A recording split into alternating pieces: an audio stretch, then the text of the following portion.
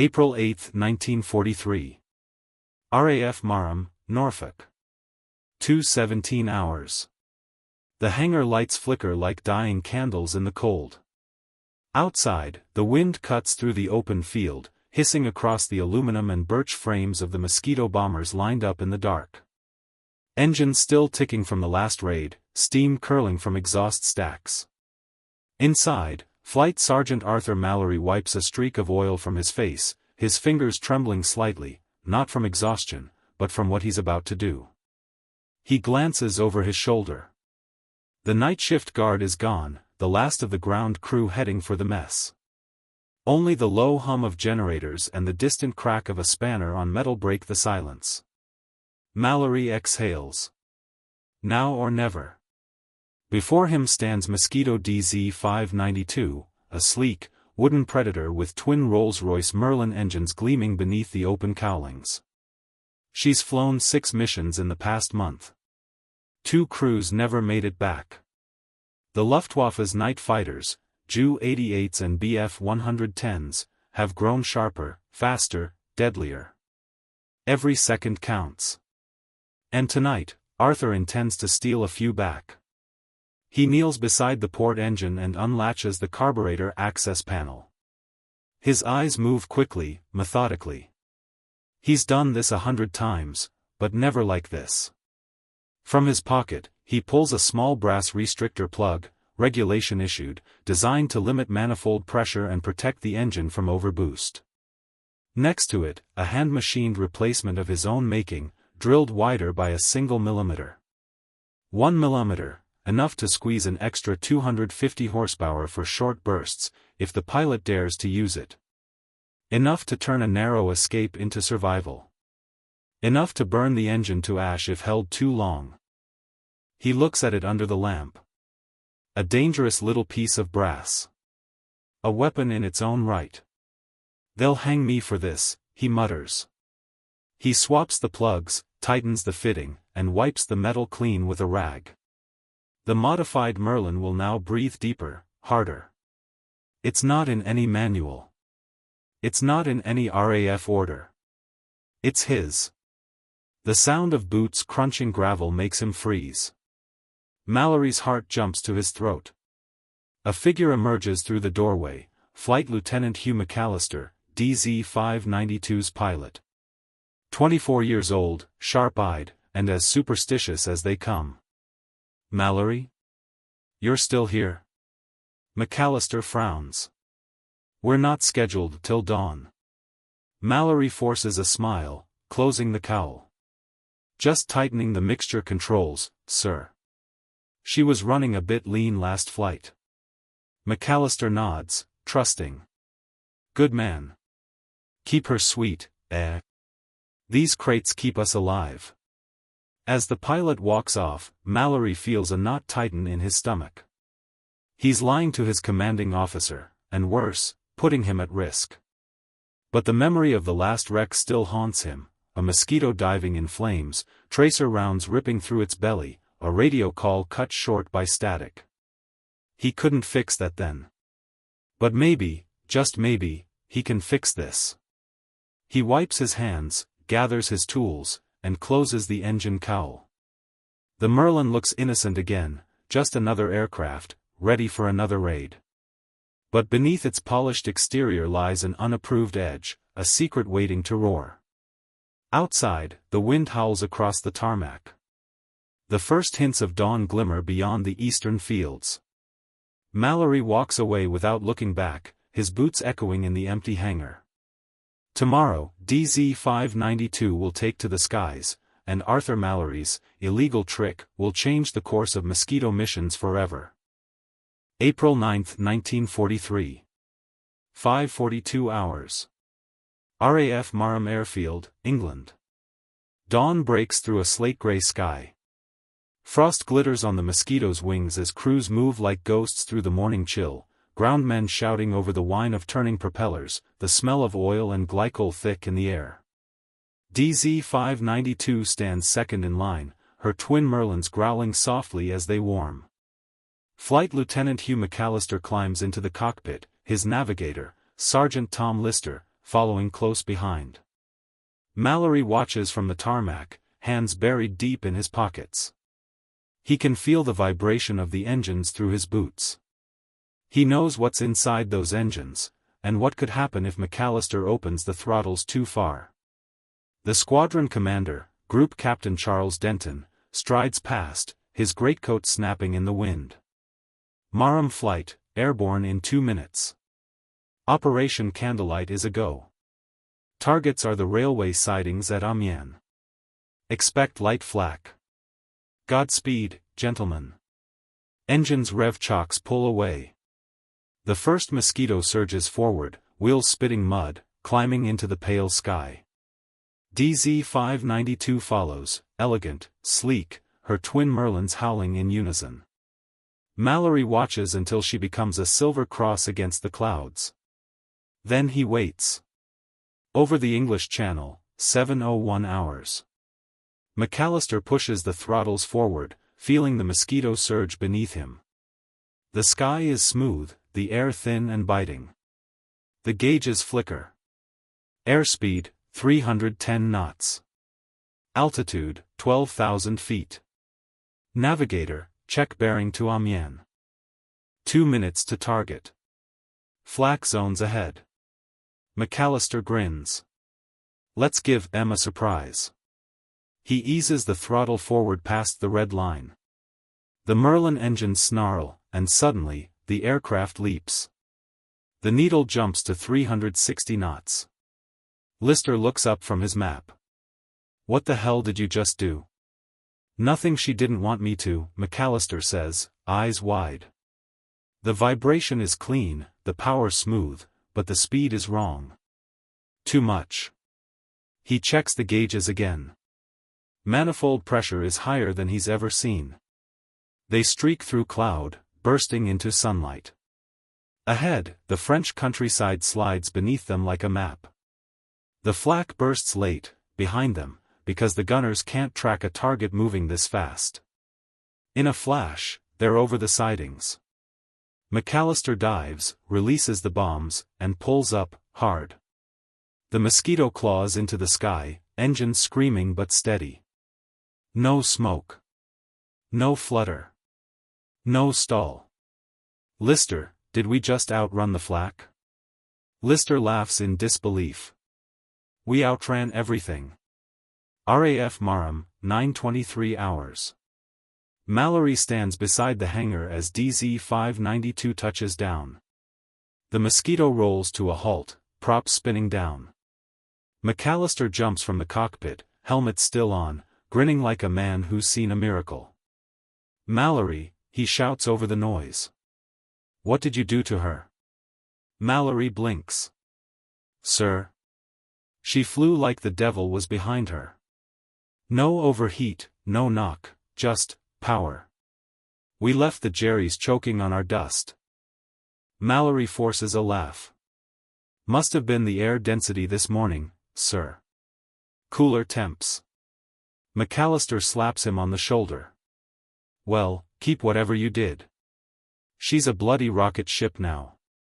As the pilot walks off, Mallory turns back to the engine. He can see faint scorch marks near the carburetor, harmless, for now, but proof of the stress. His stomach twists. He knows he's playing a dangerous game. One wrong burst, one pilot too eager, and that Merlin could tear itself apart midair. Still, the results are undeniable. He looks up at the sky, where contrails fade in the morning sun. Maybe, he thinks, it's worth the risk. But word will spread, and when it does, command will come looking for answers. And secrets like his don't stay buried for long. April 12, 1943. RAF Marham, Operations Hangar. The mess hall hums with laughter and disbelief. Pilots cluster around mugs of tea and half-eaten rations, swapping stories about the latest sortie, and about DZ-592. She left 2 BF-110 standing still, one navigator says, slamming his cup down. No way, those night fighters can do over 340, another replies. Ask McAllister, he nearly broke 370 on the dash home. Every head turns as Hugh McAllister walks in, grinning like a fox. "Gentlemen," he says, "she's got wings like a witch and engines that breathe fire. I don't know what my ground crew fed her, but she's faster than sin." Laughter erupts. The men love it, anything to feel like they've got an edge. But one man doesn't smile. Group Captain Denton stands by the window, arms folded, pipe in hand. He's listening, not laughing. Later that afternoon. Maintenance Hangar Number 3. Mallory crouches beneath another mosquito, wrench in hand, when a shadow falls across the floor. Flight Sergeant Mallory. He turns. Denton stands there, immaculate as ever, the faint smell of tobacco clinging to his coat. "Sir," Mallory replies, snapping to attention. Denton's eyes drift toward DZ-592. "You've been tending to McAllister's aircraft, haven't you?" "Yes, sir." "Good. Then perhaps you can explain how it suddenly outpaces our entire fleet by 30 knots. Mallory's heart races. "We serviced the carburetors, sir. Standard maintenance. Might have just been clean airflow or—" Denton cuts him off. "Don't insult my intelligence, Sergeant. I've flown Merlins longer than you've been in uniform. Something's been changed. I want the truth, now." Mallory hesitates.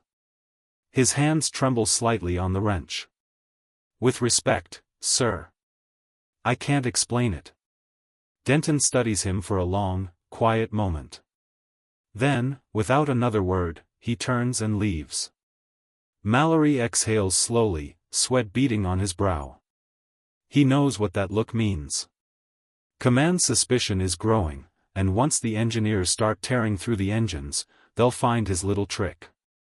But before that happens, others start asking questions. April 15, 1943. Word of DZ-592's performance spreads across the squadron like wildfire. Other pilots start requesting tuning adjustments.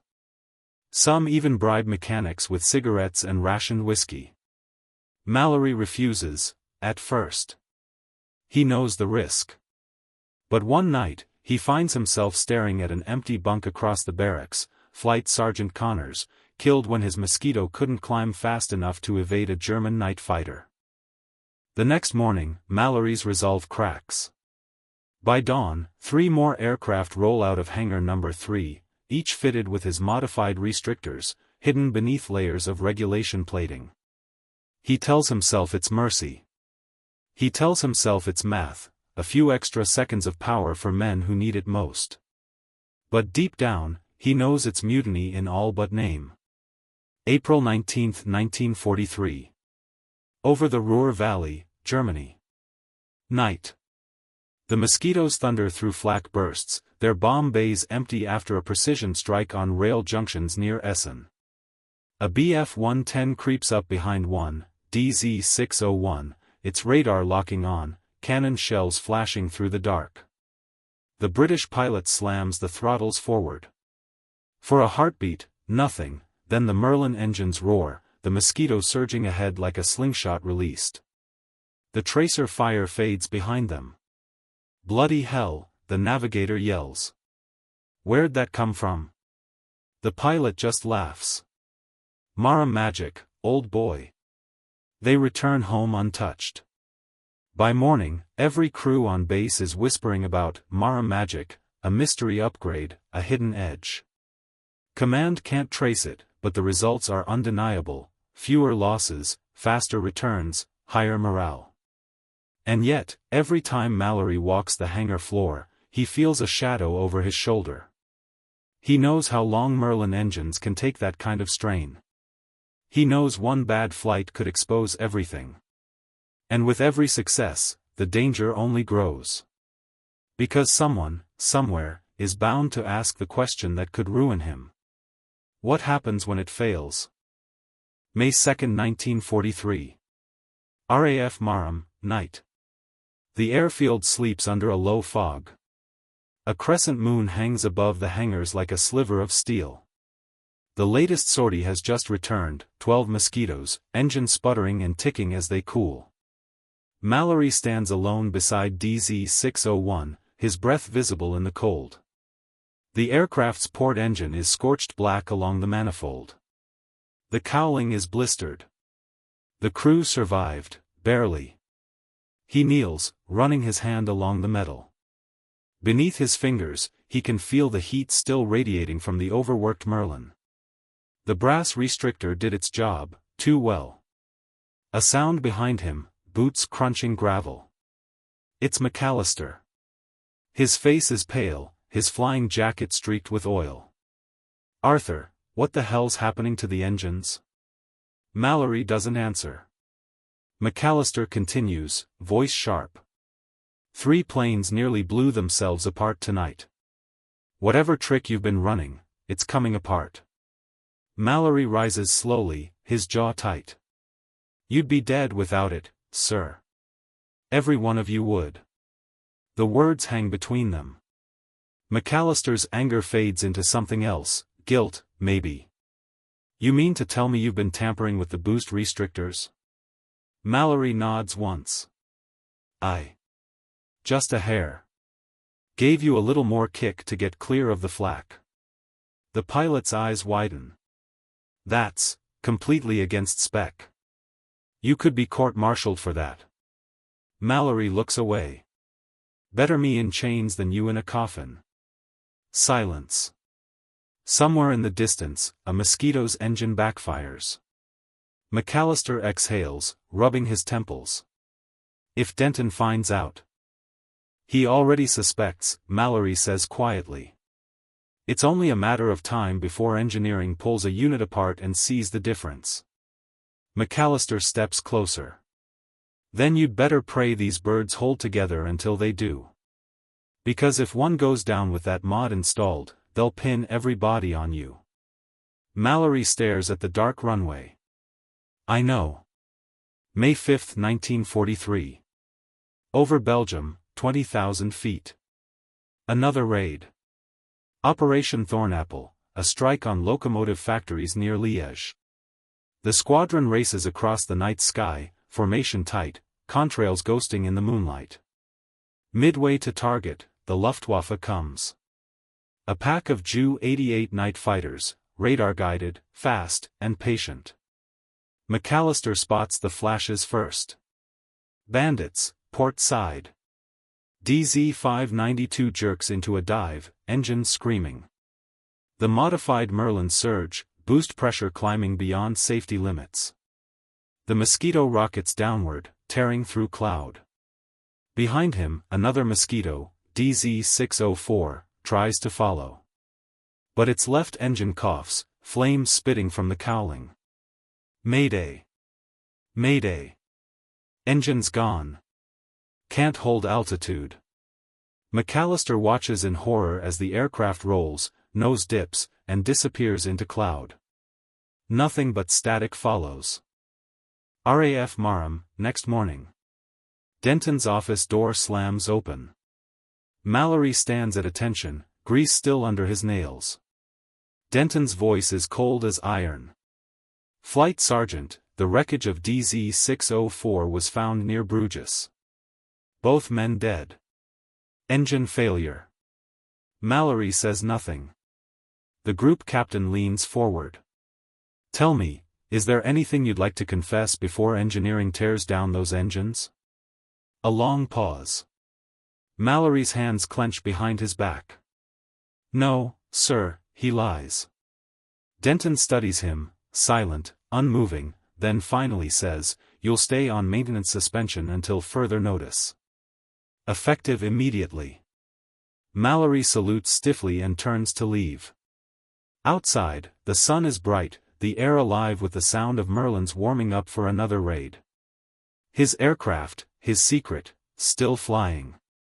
But now, each takeoff feels like a countdown. Because he knows, the next failure could bring everything crashing down. May 9, 1943. RAF Marham, Engine Bay 2. The inspection begins at dawn.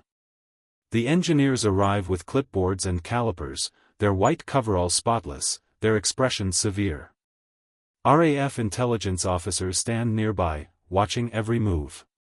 DZ-592, Mallory's finest, sits in the center of the hangar, her engines already half exposed. The Merlins gleam in the pale light, quiet and unassuming.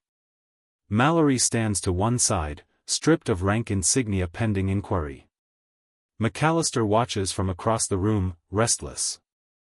Chief Engineer Wallace runs a gloved hand along the carburetor casing, then stops. He squints, unscrews a fitting, and pulls out the brass restrictor. His eyes narrow. "This," he says, holding it up, "is not standard issue." The room falls silent. The officers move closer. Denton's voice cuts through the stillness. "Explain." Mallory swallows hard. He can feel the weight of every gaze on him. "It's a modified pressure restrictor, sir. I adjusted the bore by 1 mm to increase short-term boost output." Denton's face is unreadable. "You altered critical engine components without authorization?" "Yes, sir." "Knowing it was a direct violation of Air Ministry regulations?" "Yes, sir." Denton steps forward until he's eye to eye with him. "Why?"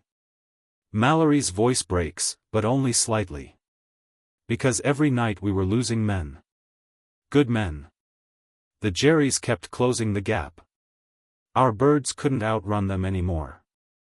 I had to try something." The chief engineer glares. "You risked catastrophic engine failure. You could have killed half the squadron." Mallory looks up sharply. "And how many would have died if I hadn't?" "Those engines saved lives, sir. You've seen the numbers, sortie survival up, losses down. That extra boost got them home." McAllister speaks up quietly from the corner. "He's right." Every head turns. McAllister steps forward. "DZ-592's been flying like nothing else in the fleet. We should have been shot down 6 times over France. We made it home because of that extra power. Because of him." Denton turns, his expression torn between anger and reluctant admiration. "Flight Lieutenant, this isn't about gratitude, it's about discipline." McAllister stands firm. "Discipline doesn't mean dying by the book, sir." A heavy silence fills the hangar. Only the ticking of cooling engines breaks it. Finally, Denton sighs, rubbing the bridge of his nose. "Remove the modified restrictors from all aircraft immediately. Engineering will conduct stress tests. Sergeant Mallory will remain grounded pending review by the Air Ministry." He looks directly at Mallory. "You'll likely face charges. But," his voice softened slightly, "if what you've done truly saved lives, the board will know it." Mallory salutes, hand trembling just enough to betray the strain. As Denton leaves, McAllister approaches quietly. "For what it's worth, Arthur, you did right by us. You gave us a fighting chance." Mallory nods.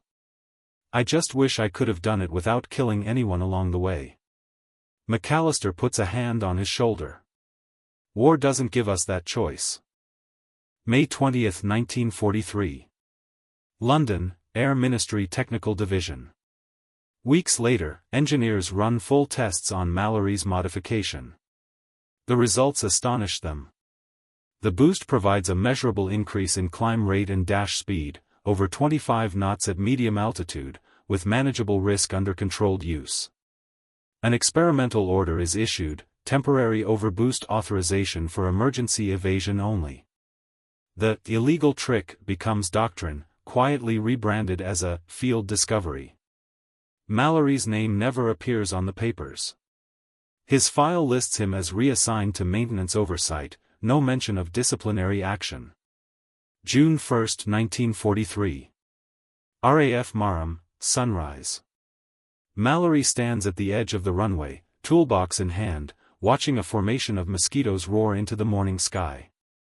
Their engines sing a familiar tune, strong, confident, alive. McAllister's aircraft leads the pack, wingtips flashing in the dawn. As it banks east, sunlight catches the fuselage, and for a heartbeat, Mallory swears he sees his reflection in the glass, the quiet man behind the machine. The mechanic who broke the rules so others could live. He watches until the aircraft vanish into the clouds, then turns back toward the hangar, where the next engine waits, silent, perfect, and full of dangerous promise. July 1943. RAF Marham, East Anglia. Summer settles over the airfield like a soft veil. The smell of cut grass mingles with fuel vapors, the hum of engines never quite leaving the air. The Mosquitoes of Marham are legends now, sleek, fast, untouchable. Pilots talk about the Mosquito miracle. Command calls it superior engineering. Only a few men in the hangars know the truth, that it began with one tired mechanic, a file, and a millimeter of brass. Mallory works in silence most days now. No more secrets, no more midnight modifications. But every time he hears the Merlins start, something in him stirs, pride, fear, memory. The war goes on, and so do the engines. August 14, 1943. 23:50 hours. Over the Ruhr Valley. McAllister's new Mosquito, DZ-614, streaks through a wall of flak, moonlight glinting off her wings. The Germans are relentless, sending everything they have at the wooden ghost. Flak dense, dead ahead. Lister yells over the intercom. McAllister pushes the throttles forward. The engines roar, climbing past the old red lines, but this time, it's authorized. The new overboost system, now fitted to every Mosquito, gives them an extra burst of life. The bomber rockets skyward, clearing the flak zone in seconds. Behind them, the flashes fade into the dark. Bloody hell, Lister breathes. Feels like the old days. That's because it is, McAllister replies, grinning. Mallory's ghost in every Merlin. They disappear into the night, faster than radar can track. September 1943. Air Ministry Technical Report 1843. Recent field tests indicate that the Mosquito's improved performance in combat operations is attributable to refined fuel-air mixture management and controlled overboost in Merlin engines. Effective immediately, all service units are authorized to engage emergency boost settings in combat, per engineering limitations. There is no mention of unauthorized modification. No mention of court-martial. No mention of Arthur Mallory. But those who were there, the crews who saw the speed, who survived the chases, who came home when they shouldn't have, they know. They start calling it Mallory's Sprint. October 1943.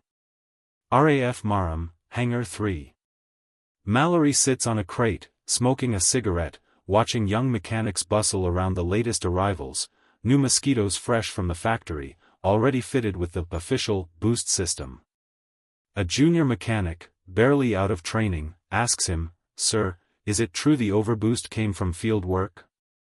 Someone just figured it out?" Mallory smiles faintly, exhaling smoke. "Something like that, lad. Someone got tired of seeing good men die slow." The kid nods, not realizing he's speaking to the man himself. Mallory just smiles again and flicks the cigarette away. "Come on. Let's get these birds ready. War's not waiting." November 1943. Somewhere over Berlin. Dozens of Mosquitoes scream through the night sky, low, fast, and uncatchable. Searchlights twist wildly below, the beams always a second too late. The Luftwaffe's interceptors rise, desperate to engage, but the British bombers vanish into the clouds before a single gun can lock on. The German controllers curse the ghosts they can't touch. And in every cockpit, every heartbeat that trusts those engines, the spirit of one uncredited mechanic hums along, a man who broke the rules to bend the odds. Epilogue, years later. After the war, McAllister visits a small garage in Norfolk. The sign outside reads, A. Mallory and Son, Engines and Repairs. Inside, the same hands that once tuned Merlins now fix tractors and lorries. The world has changed, but the man hasn't. McAllister finds him under a bonnet, still covered in grease. Arthur, he says softly. You'll never guess, they finally credited the overboost system to field ingenuity. You started a revolution, you know. Mallory just wipes his hands on a rag, smiles, and says, Didn't start a revolution, Hugh. Just bought you blokes a few more minutes to live. They share a quiet moment, two men who cheated death, each in their own way. Outside, a faint hum of an old Merlin echoes from a nearby airshow, the sound of history still alive in the sky. Mallory looks up, eyes following the shape of a mosquito looping gracefully in the distance. She's still flying, McAllister says. Mallory nods. She always will. The engine's roar fades into the clouds, the eternal echo of courage, defiance, and one mechanic's millimeter of mercy.